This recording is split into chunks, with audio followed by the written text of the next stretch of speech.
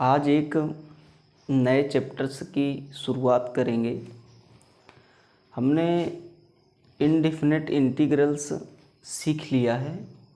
उसमें हमने सारी बातों को सीखा है कि किस प्रकार से उसके क्वेश्चंस लगते हैं। हर एक टाइप्स से अलग अलग हमने इनडेफिनेट इंटीग्रल्स सीखा है। इनडेफिनेट इंटीग्रल्स के बाद आपका आता है डीआई, जिसको बोलते हैं डेफिनेट इंटीग्रल्स। ये होता क्या है? एक होता है, हमने आपको बताया था कि इंटीग्रेशन जो होता है दो पार्ट का होता है। इंटीग्रेशन जो होते हैं दो पार्ट्स के होते हैं। एक को बोलते हैं डेफिनेट और एक को बोलते हैं इनडेफिनेट। इनडेफिनेट इंटीग्रल्स जो होते हैं उनको कई तरीके या कई मेथड्स द्वारा पढ़ा जाता है, अलग अलग तरीक़ों से। सिंपल विधियों द्वारा, सब्स्टिट्यूशन मेथड द्वारा, पाई पार्ट, कंटिन्यूड, ऐसे से कई तरीके हैं जिनसे इंटीग्रेशंस को सीखा जाता है। इनडेफिनेट इनडेफिनेट इसलिए कहा जाता है, ये अनिश्चित समाकलन होता है हिंदी के अकॉर्डिंग। और इसको अनिश्चित इसलिए कहा जाता है क्योंकि इसके जो आंसर्स आते हैं या वैल्यू आती है निकल करके, वो निश्चित नहीं होती है। मतलब कोई भी आंसर्स, इसके क्वेश्चंस के कोई भी आंसर हो सकते हैं। आप 2 स्टेप पहले छोड़ोगे, 2 स्टेप पहले आंसर बन जाएगा। आप साइन के फॉर्म में ला रहे हो, टेन के फॉर्म में ला तो दूसरा आंसर बन जाएगा। मतलब कहने का कि आप इनडेफिनेट इंटीग्रल्स के अनेकों आंसर लिख सकते हो, फाइंड कर सकते हो। इसलिए इस इंटीग्रल्स को इनडेफिनेट कहा गया है। डेफिनेट इंटीग्रल्स एक ऐसा इंटीग्रल्स है जिसका वैल्यू जो है वो पॉजिटिव आएगी। एक तो ये बात फिक्स है कि डी की जो वैल्यू आएगी, शॉर्ट फॉर्म में उसको डी बोलते हैं। डी की वैल्यू जो होती है वो पॉजिटिव आती है और एक फिक्स मान आता है। अगर 1/2 आ गया तो वो 1/2 ही रहेगा, 1/4 और 1/6 नहीं आएगा। एक बार आ गया 1/2 तो 1/2 ही उस क्वेश्चन का आंसर होगा। तरीके इसमें भी कई हैं फाइंड करने के। डीआई कई मेथडों से, अलग अलग मेथडों से फाइंड किया जाता है डीआई, डेफिनेट इंटीग्रल्स। वैसे आपको इंटीग्रल्स दिखाया गया कि इसमें नाम में ही इंटीग्रल्स है, इसका मतलब इंटीग्रेशंस से ही आता है। इसमें लिमिट्स होती है, अपर लिमिट और लोअर लिमिट। उसको यूज करके आप किसी भी कर्व की एरिया को निकालते हैं डीआई के द्वारा। डीआई क्या होता है? डीआई एक ऐसा तरीका है या एक ऐसा माध्यम है जो किसी भी कर्व का y=fx, कोई भी कर्व रहेगा वक्र, उसके ग्राफ में कहाँ से कहाँ तक की एरिया फाइंड करना है, वही अपर लिमिट और लोअर लिमिट बताएगा। अपर लिमिट, लोअर लिमिट ये बताएगा कि किस एरिया से या फिर किस लाइनों द्वारा और किस मतलब उसके फंक्शंस के द्वारा आपका जो कर्व है वो बाउंडेड है। और उस बाउंडेड एरिया को निकाला जाएगा कि किस किस लाइनों द्वारा आप इस बाउंडेड एरिया को निकाल रहे हो, किसके मतलब अंदर या छायांकित भाग को आप निकालना चाहते हो, कितनी एरिया को निकालना चाहते हो। इस बात को लिमिट्स फिक्स करेंगे कि कहाँ से कहाँ तक के पॉइंट को आप एरिया निकालना चाहते हो, कहाँ से कहाँ पॉइंट तक। डीआई का मतलब ये है कि इंटीग्रेशन यूज करके, लिमिट इंटीग्रेशन करके, इनडेफिनेट इंटीग्रल्स करके, आफ्टर यूजिंग लिमिट्स आप फाइंड कर सकते हो किसी भी कर्व की एरिया को।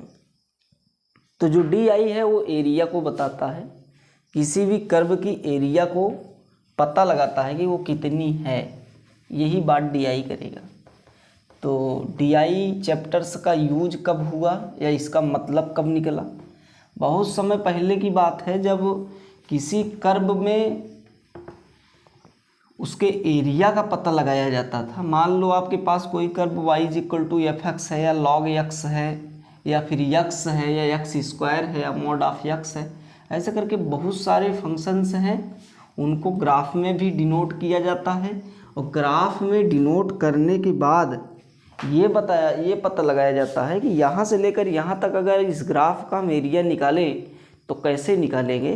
तो कुछ समय तो आप वही लॉजिक वाला तरीका लगा करता था जब ये नहीं पता था कि क्या इंटीग्रल्स से भी एरिया निकाला जा सकता है क्या। लेकिन कुछ समय बाद कुछ गणितज्ञों ने इतना करके प्राप्त कर लिया कि हाँ, इंटीग्रल्स करने के बाद जहाँ से जहाँ तक के एरिया को निकाला जाए उसी को अपर और लोअर लिमिट्स बोलते हैं। उनका इस्तेमाल करके आप एरिया निकाल सकते हो। जब इस बात का पता चला तो फिर आपको DI पता चला। DI मतलब डेफिनेट इंटीग्रल्स। डेफिनेट इंटीग्रल्स पता चला और इसी को करके आप किसी भी कर्व की कहाँ से कहाँ तक एरिया निकालना चाहते हो इस बात पर डिस्कस की गई। देखो, हम DI किस किस माध्यमों द्वारा निकालेंगे, ठीक है।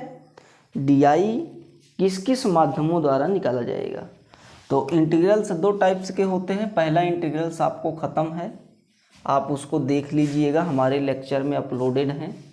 जो टाइप्स हैं, बाई पार्ट नहीं है, बाई पार्ट का वीडियो हम अलग से बना करके आपको अपलोड कर देंगे।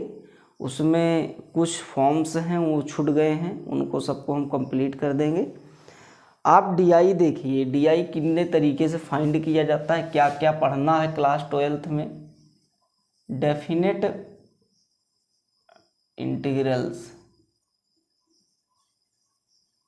डेफिनेट इंटीग्रल्स, डेफिनिट इंटीग्रल्स जो होता है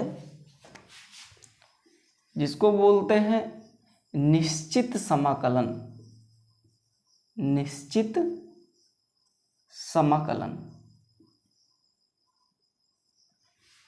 निश्चित समाकलन जो होता है किसी भी बाउंडेड एरिया को निकाला जाता है। किसी भी कर्व में बाउंडेड एरिया को निकाला जाता है। जैसे मान लो आपके पास कोई एक कर्व है, ऐसा करके कर्व ये है कि इसका नाम है y = fx।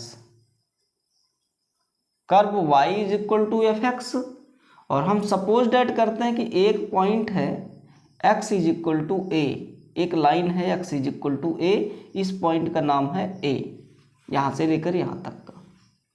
सपोज करते हैं कि दूसरा पॉइंट है x = b, एक लाइन है और y = fx है। हमको ये बताना है कि ये जो बाउंडेड एरिया है, बाउंडेड एरिया, बाउंडेड किससे किससे है, y = fx, x = a and x = b and x axis, इन चारों पार्ट से ये बाउंडेड है। कौन, ये वाला पार्ट, इतना पार्ट जिसका एरिया हमको बताना है, ये पार्ट इन चारों लाइनों से बाउंडेड है, परिबद्ध है। तो हम अगर इसकी एरिया की बात करेंगे तो आप इसको कई तरीके से निकाल सकते हो। ऐसे एरिया को कई तरीके से निकाल सकते हो। इसमें क्या निकालने के तरीके बताए गए, या फिर इस तरीके मतलब इस एरिया को फाइंड करना, ये जो एरिया है इसको फाइंड करना DI द्वारा निकाला गया। मतलब कई दिन भटकने के बाद, पहले क्या करते थे जब आपको DI नहीं पता था कि क्या आप x = b और x = a, मतलब A पॉइंट से लेकर के B पॉइंट तक बाउंडेड कर्व का एरिया जो निकालना है वो DI जब नहीं आपको पता था तो उससे पहले कैसे निकाले थे। तो उससे पहले निकालने का इसका एक और माध्यम रहा करता था जब आपको DI नहीं पता था कि हाँ, इंटीग्रल्स करके, इंडेफिनेट इंटीग्रल्स करके using x = v and x = a, upper limit इसको बोलते हैं, इसको लोअर लिमिट बोलते हैं। इसका यूज करके भी आप एरिया निकाल सकते हो। इस बात का पता तो बाद में चला था, लेकिन जब इसका पता नहीं चला था तो हम इसको छोटे छोटे रेक्टेंगल्स में डिवाइड करते थे। वो काम क्या करते थे, छोटे छोटे रेक्टेंगल्स के अकॉर्डिंग डिवाइड कर देते। जैसे मान लो आपको ये जो कर्व दिया है, इसको छोटे छोटे रेक्टेंगल में डिवाइड कर दें। एक रेक्टेंगल ये हो गया, इसी तरीके से एक रेक्टेंगल ये हो गया, इसी तरीके से एक रेक्टेंगल ये हो गया। ऐसे ऐसे करके कई रेक्टेंगल्स में इसको डिवाइड कर दिया करते थे और क्या निकालते थे, इसकी एरिया निकालते थे, क्योंकि रेक्टेंगल्स की एरिया तो हमको पता है और रेक्टेंगल्स का एरिया लेकर के छोटे छोटे इसका इसका इसका इसका इसका ऐसे एरिया ले करके हम क्या काम करते थे, इस पूरे बाउंडेड कर्व का एक एरिया बनाने की कोशिश करते थे जब हमको डीआई नहीं पता था। और यूज करते थे लिमिट्स। क्यों यूज करते थे, क्योंकि इसमें आप जब इसमें रेक्टेंगल्स का एरिया निकालोगे तो रेक्टेंगल्स में बताया जाता है कि बोथ मतलब अपोजिट साइड आर इक्वल होती है, मतलब ये वाली साइड इस वाली साइड के इक्वल होगी और ऊपर वाली ऊपर वाली नीचे वाले के इक्वल होगी। लेकिन ये कर्व तो ऐसा यूं होकर के जा रहा है ना, तो यूं होकर के जाएगा तो यहाँ पे इतना पार्ट एक्स्ट्रा बच जाएगा। अगर हम इस पर एक लाइन ड्रा करें ऐसे ऐसे करके तो किसी में तो चलो ठीक है कुछ नहीं बचेगा इरर्स, लेकिन किसी में ऊपर इरर्स नजर आएंगे छोटे छोटे। क्यों, क्योंकि हमारा कर्व सीधी रेखा में नहीं है, स्ट्रेट लाइन में नहीं है, वो तो यूं करके जा रहा है ना। तो इसका मतलब ये है कि इसमें छोटे छोटे इरर्स आपको देखने को मिलेंगे, वो हर एक रेक्टेंगल्स में है। लेकिन क्या वो छोटे छोटे इरर्स का एरिया नहीं है, वो भी तो एरिया है। इसका मतलब वो छोटे छोटे इरर्स को एकदम सही तरीके से ख़त्म करने के लिए लिमिट्स का यूज करके कुछ गणितज्ञों ने इसका क्या निकाला, एरिया को निकाला। देखो हम उसको भी बता रहे हैं किस प्रकार इस सूत्र का निगमन हुआ, किस तरीके से रेक्टेंगल्स बना करके एरिया को फाइंड किया पहले के ज़माने में। तो इन सब बात को आया। फिर उसके बाद कुछ नया तरीका आया डीआई का इस्तेमाल करके कि आप डायरेक्ट इंडेफिनेट का इस्तेमाल करिए और आप आफ्टर इंडेफिनेट मतलब इंडेफिनेट्स के रूल करके फिर उसके बाद लिमिट्स को पुट करके आप निकाल लीजिए। एक तो तरीका ये बताया गया। एक है कि प्रॉपर्टीज़ का इस्तेमाल करके करिए। प्रॉपर्टीज़ इस्तेमाल का मतलब है कुछ प्रगुण बताई गई किसमें, डीआई में, कि इन प्रगुणों से ही आप निकाल सकते हो किसी भी डीआई को या एरिया को, किसी भी कर्व के एरिया को आप किसी भी तरीके से फाइंड कर सकते हो। तो देखिए आपको बताएंगे method of finding the DI. Method of finding the DI, कितने मेथड हो सकते हैं फाइंड करने के।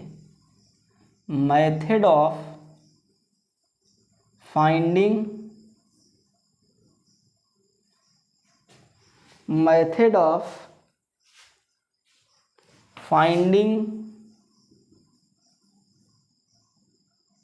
डीआई, ठीक है। मेथड ऑफ फाइंडिंग डीआई जिसको बोलते हैं डेफिनेट इंटीग्रल्स, इसको शॉर्ट फॉर्म में हम बोल रहे हैं डीआई, इसी को शॉर्ट फॉर्म में डी और आई बोलते हैं, D capital I capital, D I. तो मेथड ऑफ फाइंडिंग डीआई, कितने तरीके हो सकते हैं, कितनी विधियां हो सकती हैं डीआई फाइंड करने की। तो एक है मतलब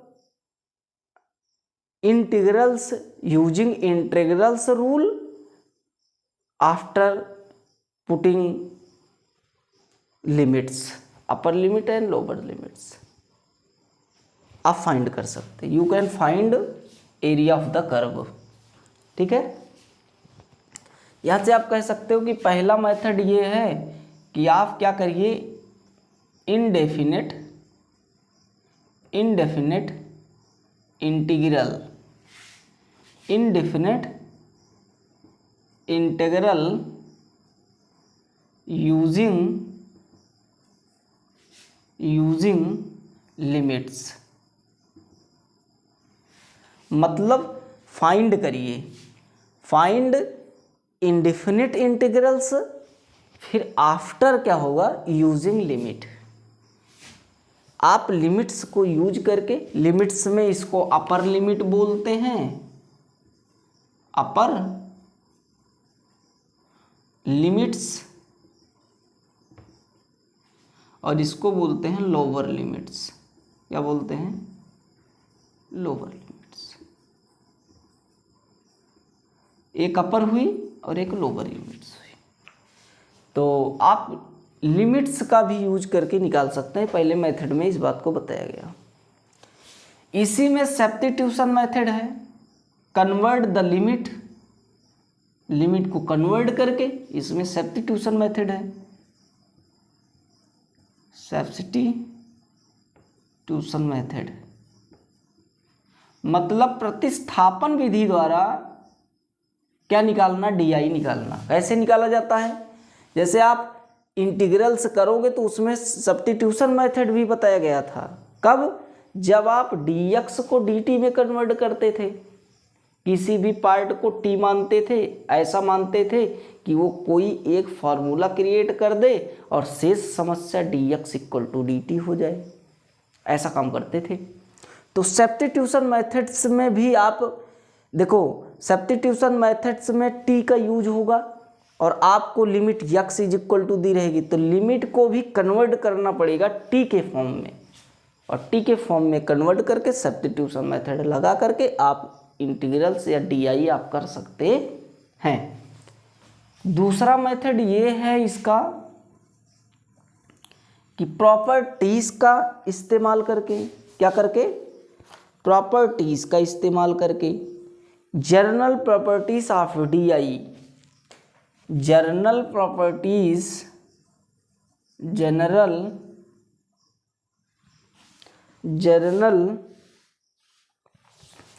प्रॉपर्टीज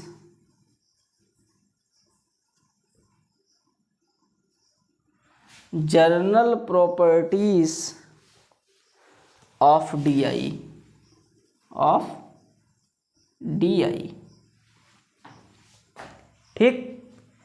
तीसरा मेथड जो बताया गया कि तीसरे मेथड में कौन सा ऐसा सिस्टम्स है जिसके अकॉर्डिंग डी निकाला जाएगा। तीसरा मेथड ये बताया गया कि आप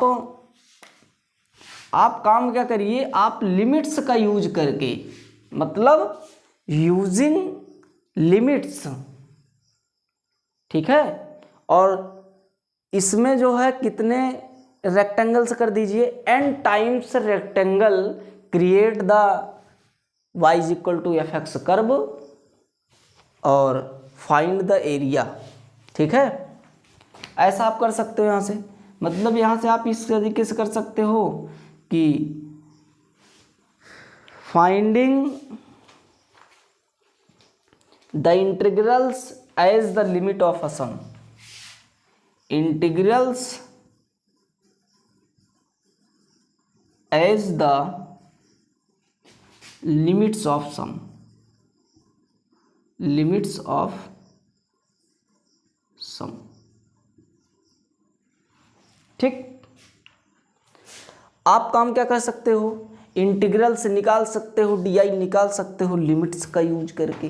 तो इन तीनों चारों केसेस द्वारा आपके डी निकाले जाएंगे, जो इंटर में हैं, इंटर में भी हैं, आगे चल के कंपटीशन में भी हैं। आप इन सब का यूज करके डी फाइंड कर सकते हैं। हम आपको उसके अकॉर्डिंग बताते हैं एनसीईआरटी के फर्स्ट चैप्टर में, जो फर्स्ट एक्सरसाइज में दिया है वो आपका दिया है कि integral as the limit of a sum, कि आप लिमिट्स का यूज करके किस तरीके से इंटीग्रल्स फाइंड किया जाएगा। तो आओ हम उस चीज़ को सीखते हैं और एक सूत्र बनाते हैं जिससे हम लिमिट्स का इस्तेमाल करके डी फाइंड करेंगे। देखिए काम क्या है,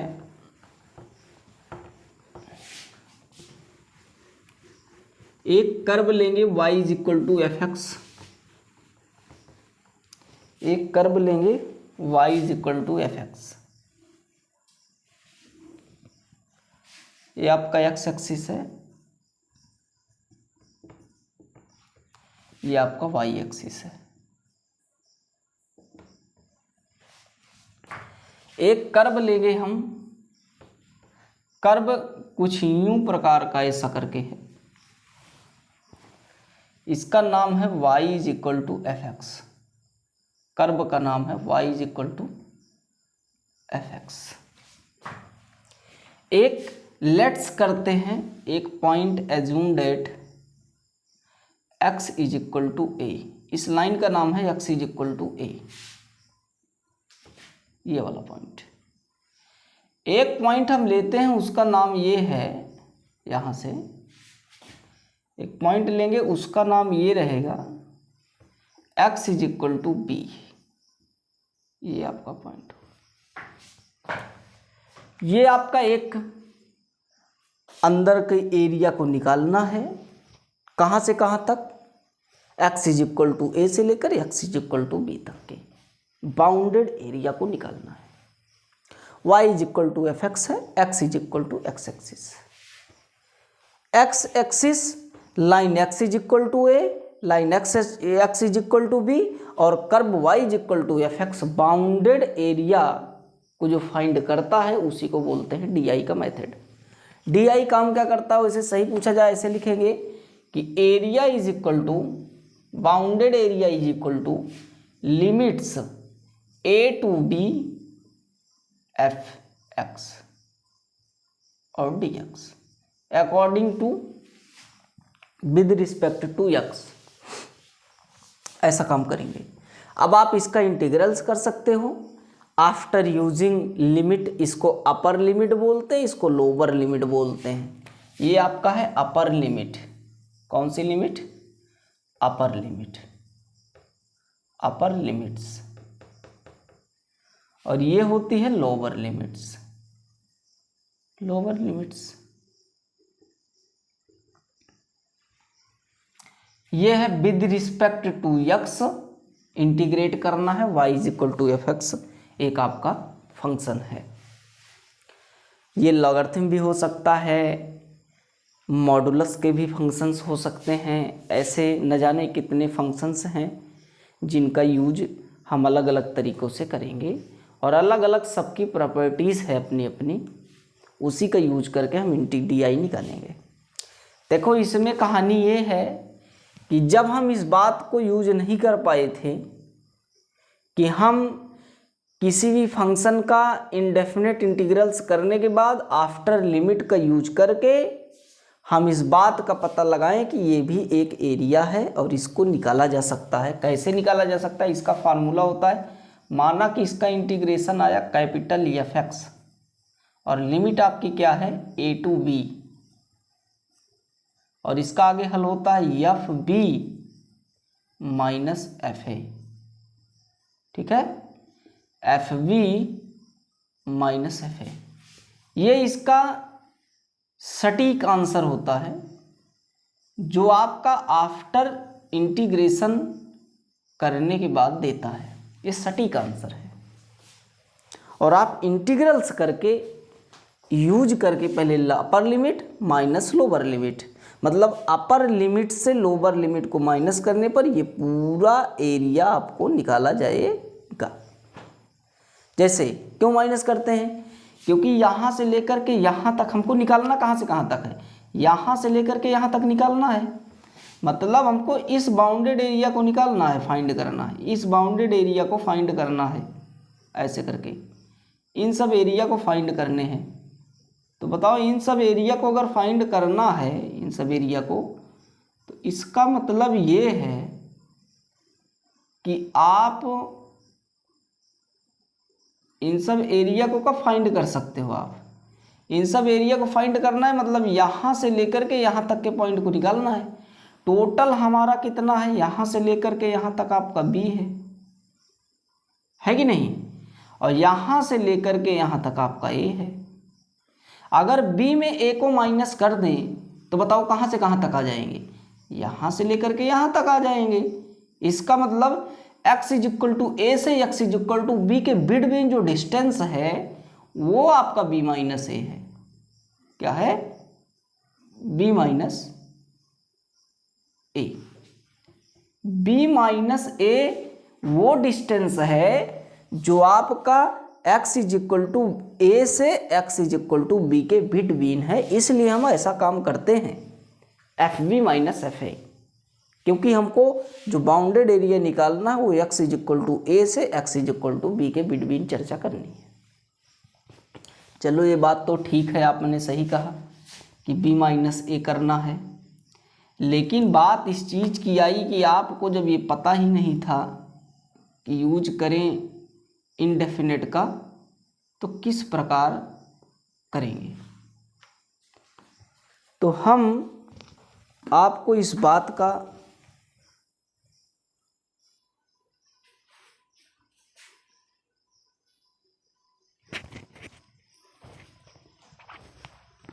चलो इस बात का तो हमने पता लगा लिया कि यहाँ पे b माइनस ए क्यों होता है, लेकिन जब इस बात की चर्चा हम नहीं करते हैं यहाँ से हम इस बात को निकालने की कोशिश करेंगे कि अगर इसको छोटे छोटे रेक्टेंगल्स के अकॉर्डिंग डिवाइड कर दें, छोटे छोटे रेक्टेंगल्स ऐसे करके कई सारे रेक्टेंगल्स में इस एरिया को हम ऐसे ऐसे विभक्त कर दें, ऐसे ऐसे कई रेक्टेंगल्स में इसको हम ऐसे ऐसे ऐसे ऐसे पार्टीशन कर दें, और हर एक रेक्टेंगल्स के अगर एरिया को हम निकाल लें, हर एक रेक्टेंगल्स की, पहले इस रेक्टेंगल का आगे वाले का, फिर उसके बाद आने वाले रेक्टेंगल्स का, इस वाले रेक्टेंगल्स का निकाल लें, इसी प्रकार इस वाले रेक्टेंगल्स का, मतलब हर एक रेक्टेंगल्स का एरिया निकाल करके हम इस कर्व की एरिया को फाइंड कर सकते थे। इस बात को बताया गया। ठीक है, इस बात को तो हमको पता है, निकाल भी सकते हैं कि हाँ हम इतने इतने छोटे छोटे रेक्टेंगल्स को सबको कैलकुलेट करके इनके एरिया को कैलकुलेट कर लिया जाएगा L/V के अकॉर्डिंग, और इनको सबको ऐड करके इस कर्व की एरिया को निकालेंगे। ऐसा हमने समझ में किया, ऐसा समझ आया। लेकिन एक समस्या ये थी कि नीचे वाली साइड तो इक्वल है, लेकिन ये तो यूं करके जा रहा है, इसका मतलब ऊपर इक्वल ना होने के लिए हमने ऐसी एक लाइन ड्रा किया, हर एक पार्ट में ऐसे ऐसे लाइन ड्रा किया, ऐसे लाइन ड्रा किया, क्योंकि ये सीधी लाइन हो जाए और यहाँ के इक्वल हो जाए, तब तो हम रेक्टेंगल की प्रॉपर्टीज इस्तेमाल कर सकते हैं। लेकिन ऐसा करने पर जो यहाँ पे इतने पार्ट पर इरर्स बचे, इतने पार्ट पर इरर्स बचे, हर एक रेक्टेंगल में इतने पार्ट्स पर इरर बचा, ये सब इरर्स जो है उनकी एरिया तो फाइंड नहीं कर सकते हम भाई। अगर हम इस बात को अंदाज़ा लगा लें कि चलो ठीक है, हमने रेक्टेंगल्स के अकॉर्डिंग एरिया को निकालेंगे, अलग अलग रेक्टेंगल्स अलग अलग एरिया, लेकिन इस इरर्स को हम फाइंड नहीं कर पाएंगे जो इरर्स हमने लगा दिए। ये सारे रेक्टेंगल्स में अलग अलग इरर्स बचेंगे और ये आपकी एग्जैक्ट एरिया को नहीं शो करने देंगे। तो इस बात को अंदाज़ा लगाने के लिए लिमिट्स का यूज किया गया कि अगर हम इन रेक्टेंगल्स को इतना छोटा कर दें, इतना छोटा कर दें कि ये इरर्स समझ में ही ना आए, है कि नहीं। मतलब इस गैपिंग को इतनी छोटी गैपिंग कर दें, मतलब एकदम सटा के रेक्टेंगल्स बनाए, एकदम सटा के ऐसे ऐसे ऐसे न जाने कितने रेक्टेंगल्स बनेंगे इसमें, और इन सारे रेक्टेंगल्स को अगर हम निकालेंगे तो उस कंडीशन में वो इरर्स हमको फाइंड नहीं होगा जो इरर्स थोड़ा बड़े बड़े क्वालिटी के रेक्टेंगल्स लेने से होता है। इसका मतलब नंबर्स ऑफ रेक्टेंगल्स अगर हम बढ़ाएंगे, नंबर ऑफ वो इसकी साइज को अगर हम घटाएंगे तो नंबर ऑफ रेक्टेंगल्स इंक्रीज होगा। इसका मतलब ये है कि यहाँ से लेकर के यहाँ तक पहले हमने यच लिया था, मानो यच लिया था, ये भी आपका यच था, ये भी आपका यच था, सब यच यच यच यच थे, है कि नहीं। ये वाला पॉइंट आपका क्या था, x = a, ये वाला पॉइंट क्या हो गया, ये वाला पॉइंट हो गया a + यच, क्यों, क्योंकि यहाँ से यहाँ तक यच है।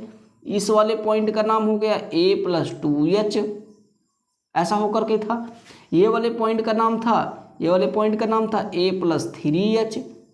ऐसे करते हुए बहुत सारे a + 4h, a + 5h, ऐसे करके आपके कोऑर्डिनेट से इन सब लाइनों के नाम थे।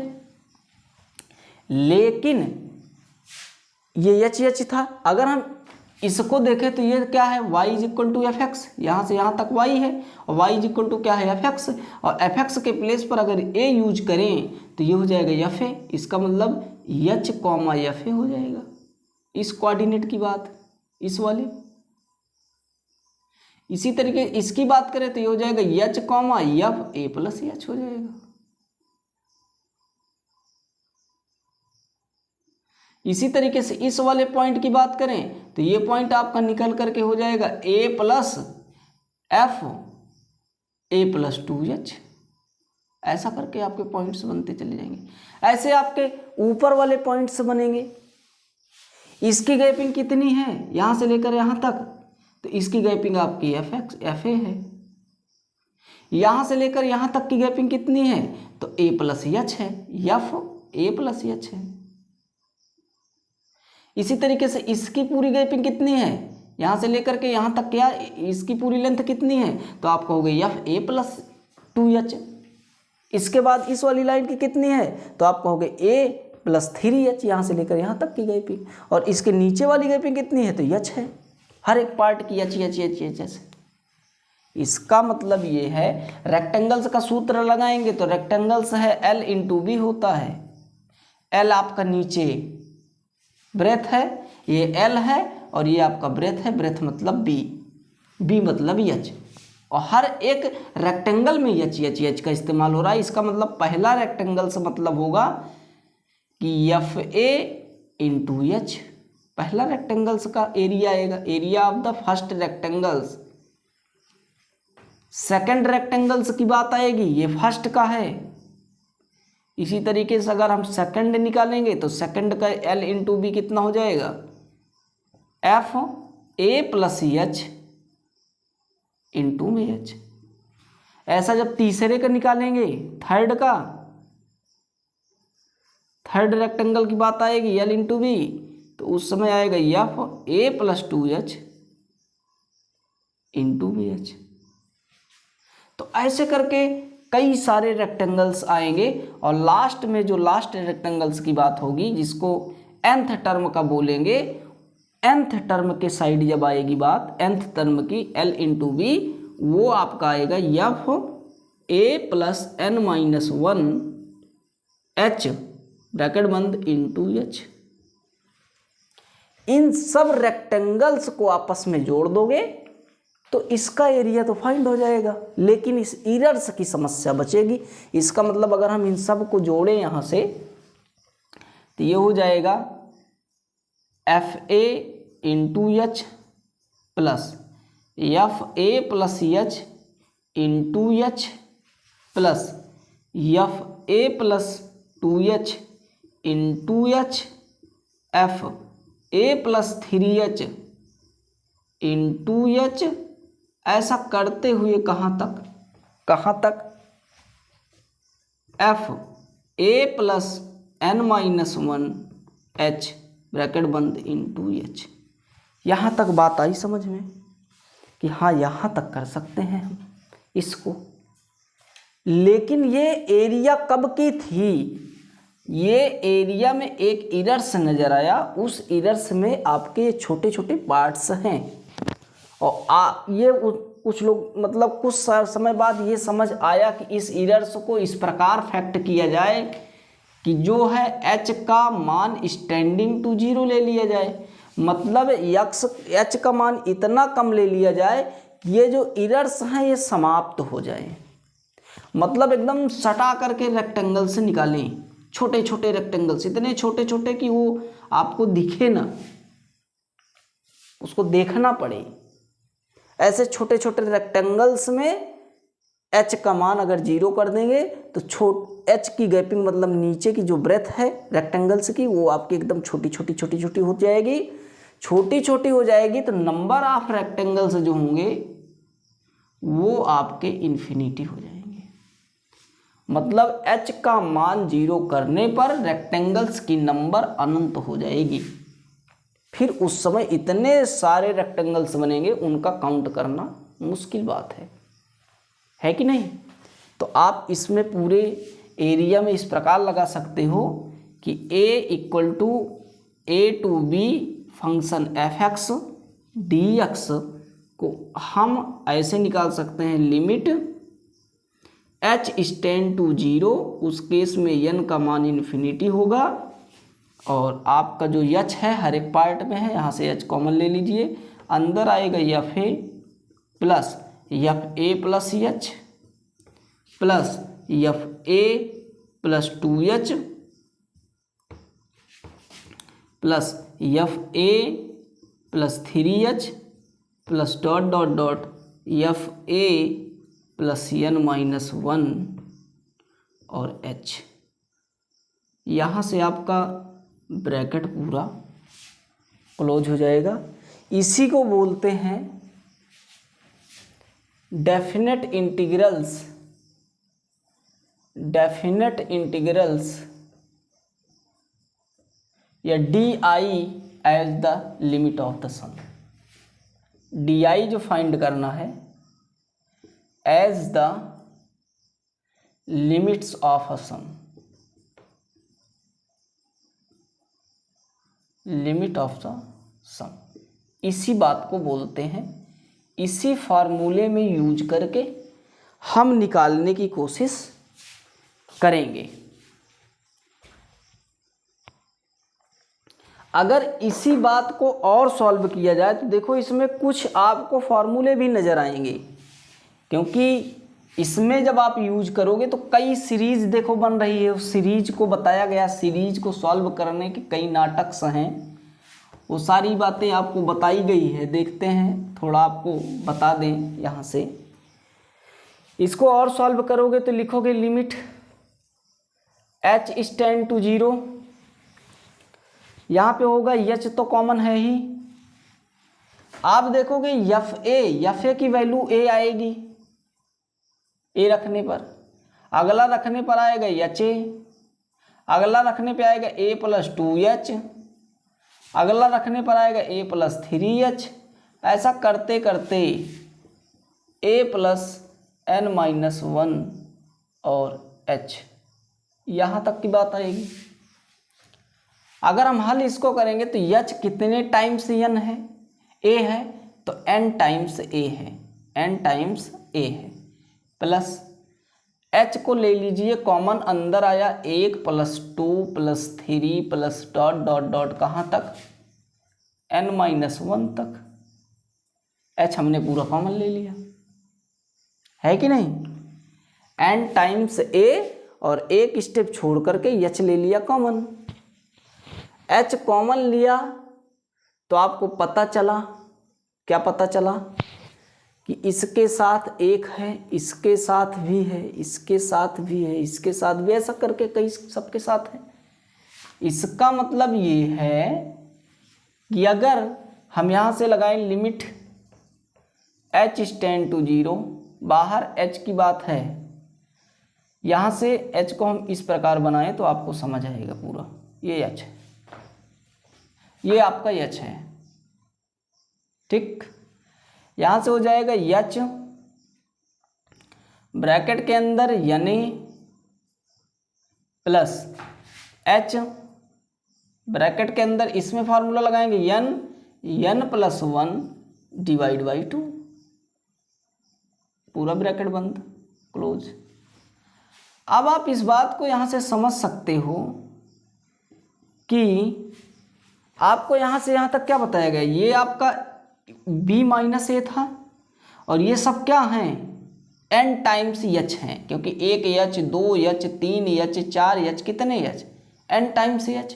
इसका मतलब n टाइम्स h जो है, n टाइम्स h किसके बराबर है, b माइनस ए के बराबर। इसको भी हम अपना यूज कर लेंगे जहाँ पे इस्तेमाल होगा। इसका मतलब n का जो यहाँ से वैल्यू आएगी वो आएगी n equal to b minus a upon में h, ये आएगी वैल्यू। इसका मतलब n के प्लेस पर अगर हम h के फॉर्म में इस बात को बनाना चाहें तो ऐसा बना सकते हैं। इसका मतलब h ब्रैकेट के अंदर n इंटू ए प्लस h का मान, n के मान को h में कन्वर्ट कर देंगे, वो ज़्यादा बेटर रहेगा। तो आप यहाँ से कि NH का मान ही डायरेक्ट रख लें b माइनस 1, चलो ठीक है, देखेंगे NH ब्रैकेट में n+1 डिवाइड बाई 2। यहाँ से देखेंगे और वैल्यू को पुट कर देंगे तो आफ्टर आपकी लिमिट्स यूज हो जाएगी h टेंड टू 0।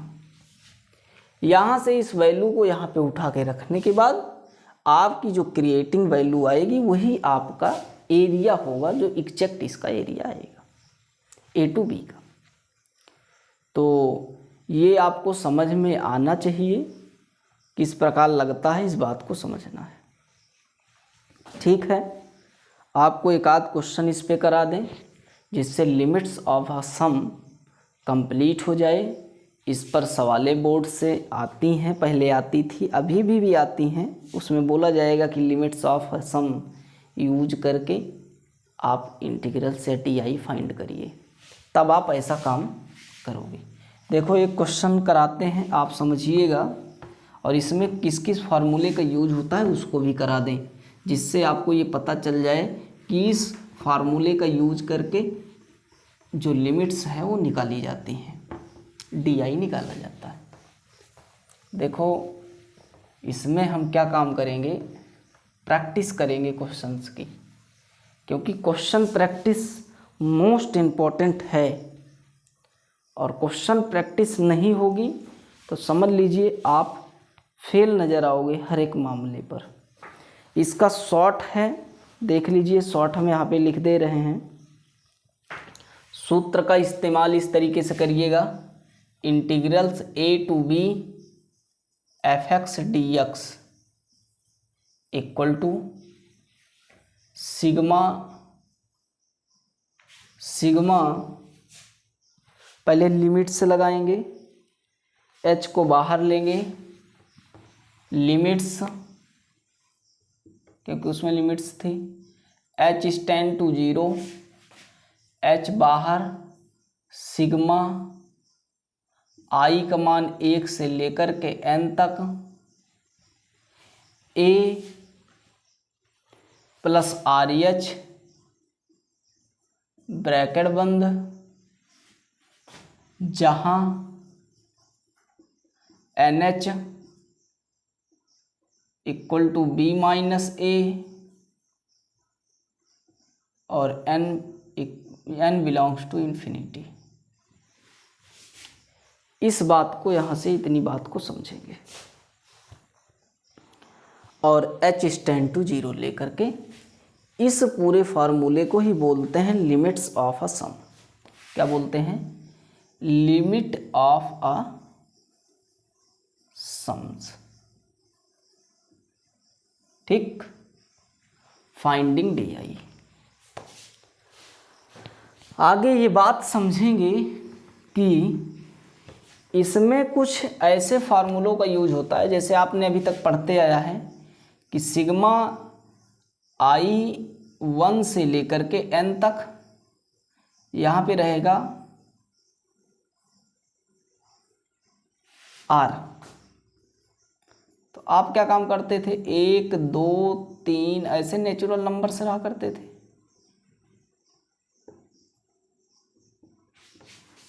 कहाँ तक? n टाइम्स तक। इसके सूत्र में इस्तेमाल होता था क्या, n+1 डिवाइड बाई 2। इसका यूज बराबर अगर आपको आता है तो ये आपका बराबर यूज होता रहेगा, इसको आप लिख लीजिए। इसी प्रकार सिग्मा i1 से लेकर के n तक r स्क्वायर का मान जो होगा, 1 स्क्वायर 2 स्क्वायर 3 स्क्वायर ऐसे करते हुए n टाइम्स स्क्वायर जो होते हैं, इनका सम्स जो होता है n+1 2n+1 डिवाइड बाई 6। इसका इस्तेमाल किया जाएगा बीच बीच में। और इसी तरीके से इसका भी इस्तेमाल खूब किया जाता है i1 से लेकर के, i मतलब स्टार्टिंग पॉइंट 1 2 3 ऐसे रखने पर, इस पे r के प्लेस पर r का क्यूब हो जाएगा। इसका भी इस्तेमाल बहुत सारा किया जाता है, ऐसा करके dot dot dot n cube times. इसका जो फार्मूला होगा n+1 डिवाइड बाई 2 का पूरे का होल स्क्वायर। हल करेंगे तो आएगा n स्क्वायर n+1 का whole square divide by 4। APGP में भी कुछ फार्मूले थे, उसका भी यूज किया जाएगा। फार्मूला है AR स्क्वायर AR क्यूब, ऐसे करके कहाँ तक, ARn-1 तक। अगर इनके सम को निकाला जाए, ऐसे करके कहाँ तक, n टाइम्स तक, तो दो प्रकार के सम आते हैं। एक तो है r>1, एक है r 1। एक है r किसके बराबर, इन्फिनिटी के बराबर।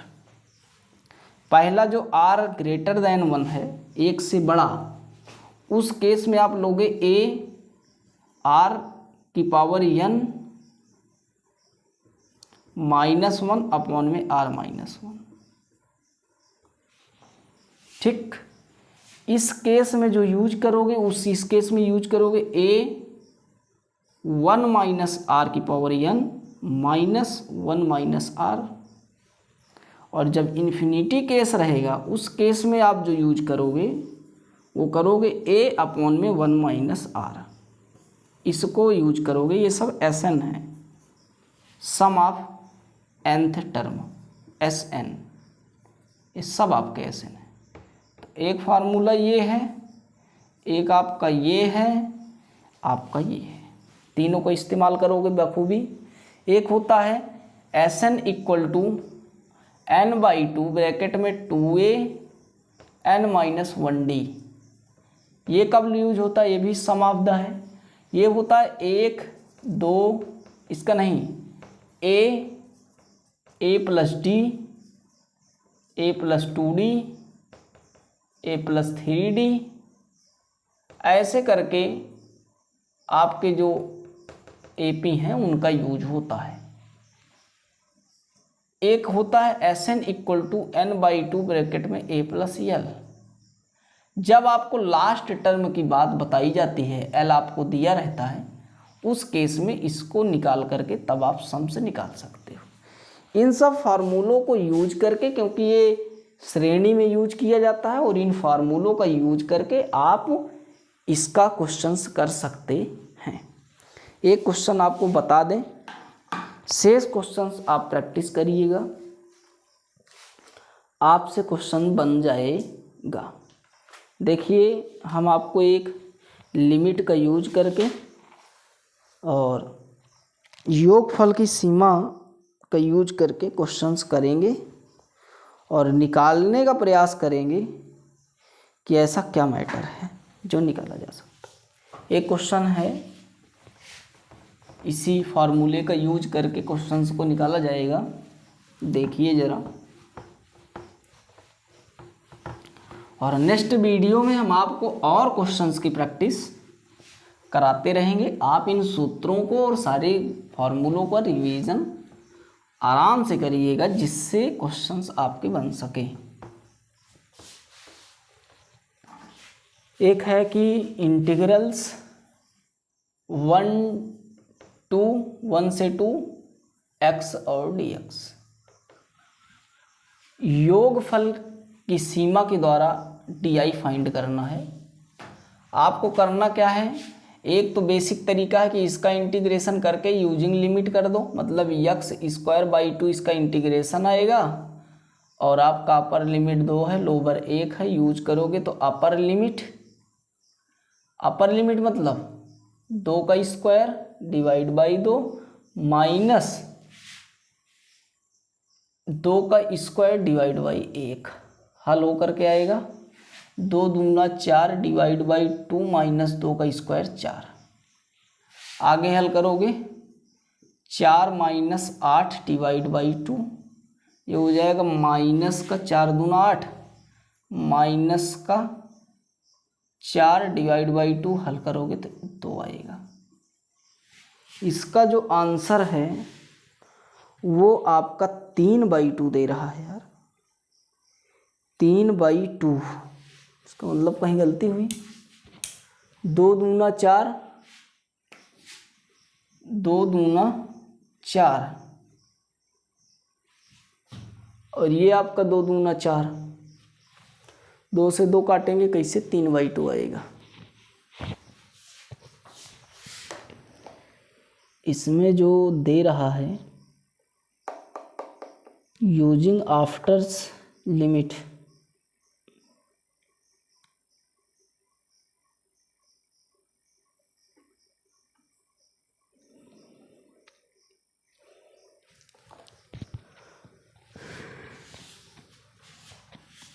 चलो निकालते हैं पहले।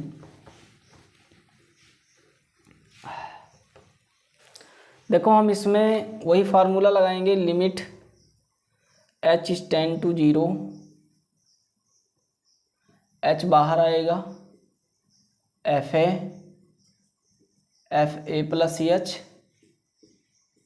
fa plus 2h bracket close dot dot dot dot dot plus fa plus n minus 1h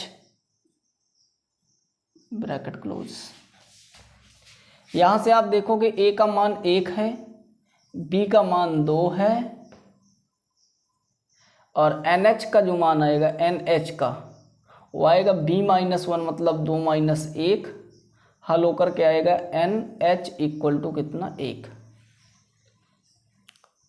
ठीक, हल करेंगे, लगाएंगे लिमिट h टेंड टू 0, ये आपका h ब्रैकेट में f a का मान जो होता है वो है 1, देखते चलिएगा, plus 1 plus h plus 1 plus 2h, ऐसा करते करते कहाँ तक,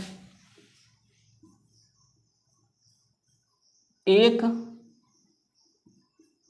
प्लस 1 माइनस n-1 और h ब्रैकेट बंद। यहाँ तक बात होगी। हल करेंगे तो limit h tend to 0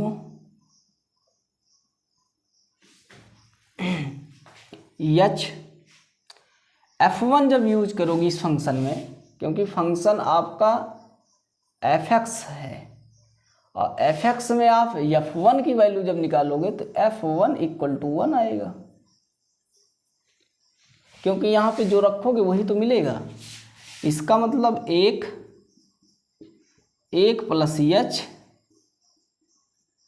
1 plus 2h, ऐसे करते करते कहाँ तक, 1 प्लस n-1 h तक। ये बात आपको समझ आई इतनी। एक कितने टाइम्स है, तो आप कहोगे n टाइम्स, तो आपका n हो गया n प्लस, यहाँ से देखोगे तो h ले लीजिए कॉमन, तो आएगा कितना, 1 प्लस 2 प्लस 3 प्लस 4, ऐसे डॉट डॉट डॉट कहाँ तक, n-1 तक ब्रैकेट बंद। और पूरे का ब्रैकेट h है, लिमिट h टेंड टू 0 है। आगे समझेंगे, limit h tend to 0, h bracket में n प्लस h, यहाँ से एक फार्मूला लगाएंगे n-1, n के प्लेस पर है n-1, n प्लस 1 होता है तो ये हो जाएगा n-1 और प्लस 1, ऐसा डायरेक्ट कर लेंगे, डिवाइड बाई 2 ब्रैकेट बंद ब्रैकेट क्लोज। आगे हल करेंगे, आएगा limit h tend to 0, h bracket के अंदर n प्लस, ये आपका ओपन होगा तो ये आपका 1 से 1 कट जाएगा, n-1 डिवाइड बाई 2 होगा, ये हो जाएगा आपका n स्क्वायर, मतलब हो जाएगा h n स्क्वायर, और अगला हो जाएगा n का 1 में गुणा माइनस NH, माइनस n और h और डिवाइड बाई 2, अगर पूरे का 2 करेंगे तो यहाँ पे 2 आ जाएगा, ब्रैकेट क्लोज और ब्रैकेट यहाँ से बंद है। अब हल करेंगे तो देखिए क्या क्या होगा। इसी h को अंदर करेंगे, यहाँ से हो जाएगा लिमिट h टेंड टू 0, अंदर होगा तो 2hn हो जाएगा। इस h का इसमें h में करोगे प्लस h स्क्वायर यानी स्क्वायर हो जाएगा। अगला जब h जाएगा तो हो जाएगा h square into n divide by 2। हल करोगे तो आप यहाँ से NH का मान 1 रखने पर, 1 रखोगे तो ये हो जाएगा 2 प्लस 1 रखोगे तो केवल 1 माइनस, यहाँ पे रखोगे NH का मान तो 1 आएगा, इंटू में H आपका बचेगा डिवाइड बाई 2, ये आपका लिमिट h टेंड टू 0। यहाँ से ये 1 से ये 1 कट जाएगा, जब इसका मान 0 पुट करेंगे तब यहाँ से तो ये पूरा 0 हो जाएगा, ये कटेगा नहीं बल्कि ये आपका 2 और 1 कितना हो जाएगा, 2 और ऊपर 1 माइनस 1 इंटू 0 डिवाइड बाई 2। हल करोगे तो 2 1 3 डिवाइड बाई 2, 2/3, 3/2 आपका इस लिमिट्स का आंसर आएगा।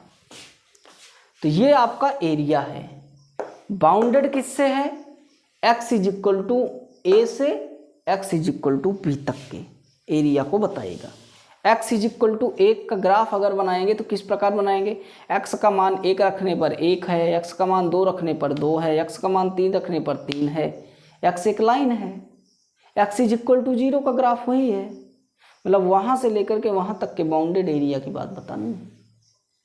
तो इस बात को आप निष्कर्ष निकाल करके 3/2 आपका आंसर आएगा।